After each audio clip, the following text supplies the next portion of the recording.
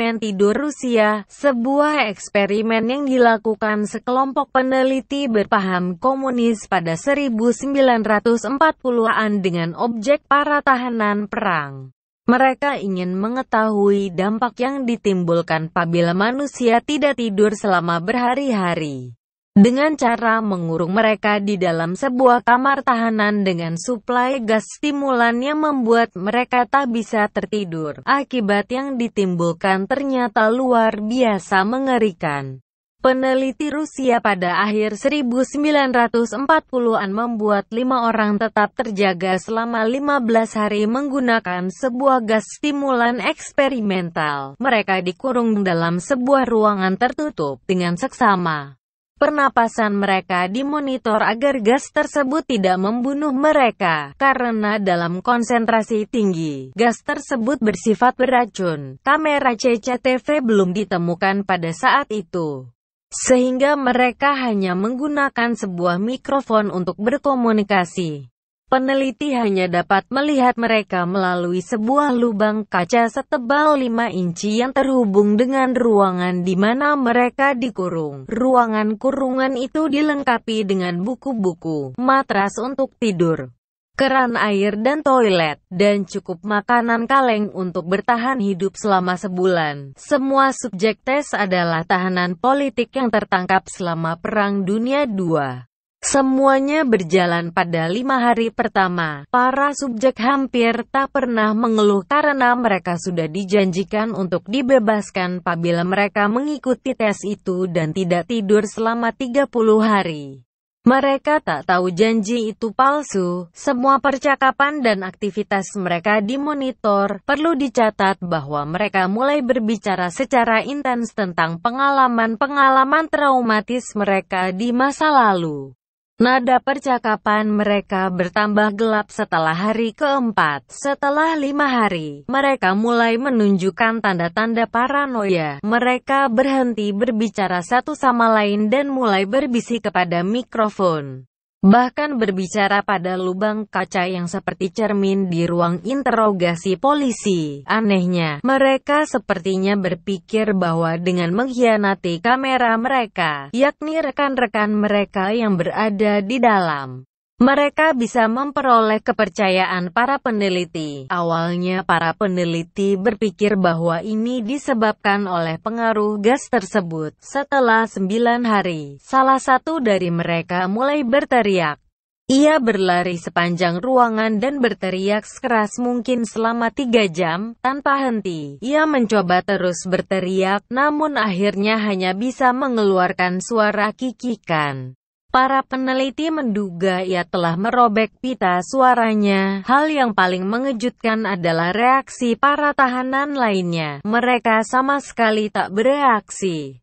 Mereka hanya terus berbisik pada mikrofon hingga tahanan kedua mulai berteriak. 2 dari tahanan lain yang tidak berteriak menyobek buku mereka, mengoles halaman demi halaman dengan kotoran mereka, dan dengan tenang menempelkannya di lubang kaca. Teriakan kemudian berhenti. Gitu pula bisikan di mikrofon. Setelah 3 hari lagi berlalu, para peneliti harus memeriksa mikrofon setiap jam untuk memastikannya masih bekerja, sebab mereka berpikir mustahil tak terdengar sedikit pun suara dari 5 orang yang berada di ruangan itu. Mesin masih mencatat adanya konsumsi oksigen di dalam ruangan, menunjukkan bahwa mereka berlima pastilah masih hidup. Bahkan, konsumsi oksigen tiap tawanan tersebut sangatlah tinggi, setara yang digunakan oleh seseorang yang berolahraga. Perlu diingat, mulai dari hari ke-9 mereka sama sekali tak bisa melihat ke dalam ruangan di mana para tawanan itu berada, sehingga mereka sama sekali tak tahu apa yang terjadi di dalamnya. Pagi hari ke-14 para peneliti melakukan sesuatu untuk menarik reaksi mereka. Dengan menggunakan intercom yang berada di dalam ruangan, mereka takut kelima tahanan tersebut kini dalam kondisi tewas atau koma. Mereka kemudian mengumumkan, "Kami akan membuka ruangan untuk mengecek mikrofon." Menjauhlah dari pintu dan berbaringlah di lantai. atau Anda akan ditembak. Kepatuhan kalian akan berbuah pada kebebasan kalian. Para peneliti terkejut ketika mereka mendengar sebuah suara dengan tenang menjawab, "Kami tak lagi mau dibebaskan." Perdebatan menyeruak antara para peneliti dengan pihak militer yang mendanai penelitian, karena tak mampu lagi mengundang respon melalui interkom. Mereka akhirnya berkeputusan untuk membuka kamar tahanan pada tengah malam hari ke-15. Gas stimulan langsung menyeruak ketika pintu dibuka, dan ruangan segera terisi dengan udara segar. Wara-wara mulai muncul dari mikrofon. Terdapat 3 suara yang berbeda memohon dengan nyawa yang mereka cintai agar gas kembali dinyalakan. Ruangan itu terbuka dan para prajurit masuk untuk mengambil para tahanan. Suara jeritan mereka lebih keras ketimbang sebelumnya. Begitu pula teriakan para tentara gitu melihat apa yang terjadi di dalam. 4 dari ke-5 subjek masih bernyawa, walaupun tak bisa benar-benar dipastikan bahwa mereka dalam keadaan hidup. Makanan yang disediakan untuk mereka di dalam setelah hari ke-5 sama sekali tak disentuh. Mereka terlihat sedang memangsa daging dari subjek yang meninggal. Sisa-sisa tubuh yang tertinggal meliputi kepala dan dada, menyumbat saluran air yang berada di tengah ruangan, menyebabkan genangan air setinggi 4 inci membanjiri ruangan. Genangan air itu bercampur dengan darah yang entah sudah berapa lama berada di sana. Seluruh 4 subjek yang selamat juga memiliki bagian daging dan kulit yang tercabik dari tubuh mereka. Robeknya daging dan tulang yang terlihat pada ujung jari-jari mereka menunjukkan bahwa luka-luka tersebut disebabkan oleh tangan mereka, bukan menggunakan gigi seperti yang pertama diperkirakan. Penelitian lebih lanjut pada letak dan sudut luka-luka mereka membuktikan bahwa sebagian besar atau bahkan semua cedera tersebut disebabkan oleh diri mereka sendiri, bukan akibat serangan tahanan lain. Gan-gan dalam pada bagian perut, di bawah rusuk, pada semua ke-4 subjek telah dipindahkan, walaupun jantung, paru-paru, dan diafragma, otot yang memisahkan dada dan perut, masih terdapat di tempatnya. Kulit dan sebagian besar daging yang melekat pada rusuk telah dicabik keluar, memperlihatkan paru-paru yang kembang kempis di balik kurungan rusuk, sementara di bawah rusuk mereka, semua pembuluh darah dan organ-organ dalam masih menempel erat satu sama lain. Kesemuanya telah dikeluarkan dari perut mereka, dijajarkan di atas lantai, namun masih tersambung dengan tubuh tiap tahanan. Saluran pencernaan keempatnya terlihat masih bekerja, mencerna makanan di atas lantai. Kemudian dengan cepat menjadi jelas bahwa mereka tengah mencerna daging mereka sendiri yang telah mereka cabik dan makan selama beberapa hari. Kebanyakan yang bekerja di fasilitas Rusia itu adalah tentara, namun banyak dari mereka menolak kembali ke dalam kurungan untuk memindahkan para tahanan. Sedangkan untuk ke-4 tahanan itu, mereka masih menjerit meminta agar mereka dibiarkan di dalam ruangan itu dan memohon agar gas dinyalakan kembali, agar mereka tidak tertidur. Secara mengejutkan, para subjek tes melakukan perlawanan sengit ketika mereka akan dikeluarkan dari tahanan, walaupun dengan kondisi fisik mengerikan semacam itu. Satu tentara Rusia bahkan kehilangan nyawanya setelah tenggorokannya dirobek oleh salah satu tahanan. Lainnya terluka parah setelah testisnya terenggut dan pembuluh nadi pada kakinya dicabik oleh gigitan tahanan lainnya.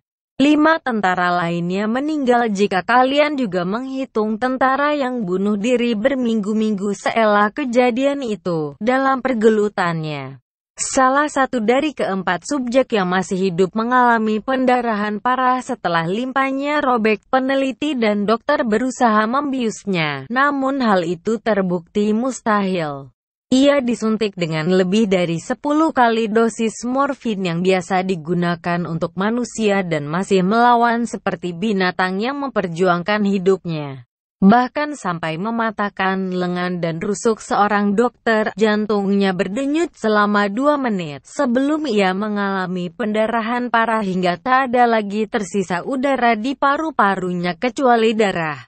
Bahkan setelah jantungnya hampir berhenti, ia masih berteriak dan meronta, berusaha menyerang siapapun yang ada di dekatnya. Ia terus mengerangkan satu kata lagi, terus-menerus.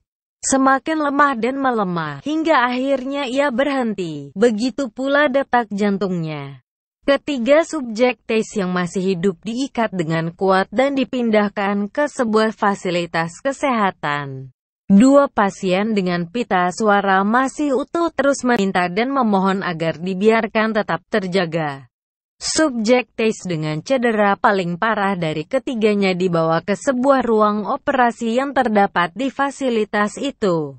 Dalam proses persiapan untuk memasukkan kembali organ-organ pencernaannya kembali ke dalam tubuhnya. Diketahui bahwa ia kebal terhadap segala suntikan obat penenang yang diberikan padanya untuk mempersiapkan operasi. Ia melawan dengan penuh amarah, mencoba melepaskan ikatannya. Bahkan ketika gas anestetik digunakan untuk melumpuhkannya, ia mampu merobek tali pengikat selebar 4 inci yang mengekang lengannya. Bahkan melawan tenaga seorang tentara berbobot 100 kg yang mengekang lengannya yang lain, diperlukan dosis obat bius di atas normal untuk melumpuhkannya. Dan detik di mana ia menggelepar dan kelopak matanya menutup, jantungnya langsung berhenti. Pada otopsi subjek tes yang meninggal di atas meja operasi, ditemukan bahwa darahnya memiliki kandungan oksigen 3 kali lipat ketimbang normal. Dagingnya yang masih melekat pada tulangnya dalam keadaan tercabik dan 9 tulangnya patah ketika bergelut saat akan dibius. Namun tulang-tulang itu patah bukan karena para tentara, melainkan karena dorongan dan tekanan dari otot-ototnya sendiri. Survivor kedua adalah tahanan pertama yang berteriak. Pita suara benar-benar telah rusak sehingga ia tak mampu memohon atau menolak operasi itu. Ia hanya bereaksi dengan menggeleng-gelengkan kepalanya dengan kuat sebagai tanda penolakan saat gas anestesi dibawa ke dekatnya. Ia juga tidak bereaksi selama 6 jam operasi. Para dokter berusaha menempatkan kembali organ-organ dalamnya dan menutupnya kembali dengan kulitnya yang tersisa. Ahli bedah yang menangani operasinya mengatakan bahwa secara medis, pasien itu masih dapat bertahan hidup setelah penjahitan kembali. Salah satu suster yang ketakutan mengatakan bahwa ia melihat bibir pasien melengkung membentuk senyuman beberapa kali ketika mata mereka berdua bertemu. Ketika operasi berakhir, subjek menatap ke arah dokter bedah dan mulai merintih dengan pelan, mencoba untuk berbicara, mengasumsikan bahwa sesuatu yang ingin dikatakannya sangatlah penting. Maka sang dokter bedah memberinya pena dan kertas agar ia bisa menuliskan pesannya. Di sana hanya tertulis satu kalimat sederhana: teruslah memotong. Kedua subjek tes lainnya diberikan operasi yang sama. Mereka berdua juga tidak diberikan anestesi selama operasi. Mereka disuntikan obat pelumpuh saraf untuk membekukan tubuh mereka. Namun walaupun gitu, dokter bedah yang menanganinya masih menemukan mustahil untuk melakukan prosedur tersebut selama sang pasien masih tertawa terus-menerus sekali dilumpuhkan. Para subjek hanya mampu mengikuti gerakan para dokter dengan mata mereka. Obat pelumpuh saraf itu secara abnormal kehilangan pengaruhnya secara cepat dan mereka mulai menggeliat, mencoba melepaskan diri. Pada saat mereka dapat berbicara kembali, mereka meminta gas stimulan. Para peneliti mencoba bertanya, mengapa mereka mencoba melukai diri mereka sendiri? Mengapa mereka mencabik dan mengeluarkan isi perut mereka sendiri? Dan mengapa mereka gitu ingin diberi gas itu kembali? Jawaban mereka satu-satunya adalah, aku harus tetap terbangun. Semua ikatan pada ketiga subjek yang tersisa diperkuat dan mereka ditempatkan kembali di dalam ruang tahanan, menunggu keputusan tentang apa yang harus dilakukan terhadap mereka. Para peneliti bersiap menghadapi amarah dari pihak militer yang telah mendanai mereka karena gagal mencapai tujuan proyek mereka. Para peneliti mulai mempertimbangkan untuk mengeuthanasia, menyuntik mati, ketiga subjek yang tersisa. Komandan yang berkuasa, seorang mantan KGB, justru melihat potensi dan ingin melihat apa yang terjadi apabila tahanan-tahanan itu dikembalikan dalam ruangan bergas. Para peneliti dengan tegas menolaknya, namun mereka tidak dapat melakukan apa-apa. Dalam persiapan untuk kembali mengurung subjek tes yang tersisa, mereka dihubungkan dengan monitor EEG untuk diamati aktivitas otaknya. Mereka juga akan dimasukkan ke sana dalam ranjang yang terikat. Secara mengejutkan, begitu tahu mereka akan dibawa kembali ke dalam, ketiga subjek tes itu berhenti melawan. Pada titik ini terasa jelas bahwa perlawanan mereka tadi bukanlah agar mereka dibebaskan, namun agar mereka tetap terjaga. Salah satu subjek yang mampu berbicara mulai bersiul dengan keras terus-menerus. Subjek yang bisu mulai meluruskan dan menekuk kakinya secara berurutan. Pertama yang kiri, kemudian yang kanan, kemudian yang kiri lagi, seperti berusaha untuk fokus terhadap sesuatu. Sedangkan subjek satunya mengangkat kepalanya agar tidak menyentuh bantal sambil terus berkedip dengan cepat, dengan bantuan kabel EEG yang ditempelkan di pelipis mereka. Para peneliti kini mampu memonitor gelombang otak mereka. Di luar dugaan, gelombang otak mereka naik turun seperti otak normal. Namun pada saat tertentu, garis mereka tiba-tiba menjadi datar. Terlihat seakan-akan mereka mengalami kematian otak sementara, kemudian kembali normal. Saat para peneliti fokus kepada kertas-kertas hasil EEG yang menggulung keluar, salah satu perawat melihat salah satu subjek menutup mata gitu, kepalanya menyentuh bantal. Gelombang otaknya berubah pendek seperti pada orang yang mengalami tidur nyenyak. Kemudian mendatar seiring jantungnya berhenti berdetak. Atu-atunya subjek yang masih dapat berbicara mulai berteriak, meminta agar ia segera dikurung sekarang.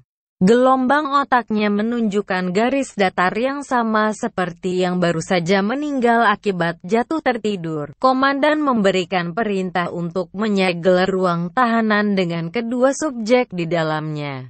Bersama dengan 3 peneliti, salah satu dari peneliti yang disebut namanya segera menarik sebuah pistol dan menembak sang komandan tepat di antara kedua matanya. Kemudian mengalihkan moncong pistolnya ke arah subjek yang bisu, meledakkan kepalanya. Ia kemudian menodong satu-satunya subjek yang tersisa yang masih terikat di atas tempat tidur. Dengan sisa tim medis dan para peneliti melarikan diri, aku tak sudi dikunci di dalam sini dengan kalian, tidak denganmu. Ia berteriak di depan wajah subjek yang terikat di atas ranjang.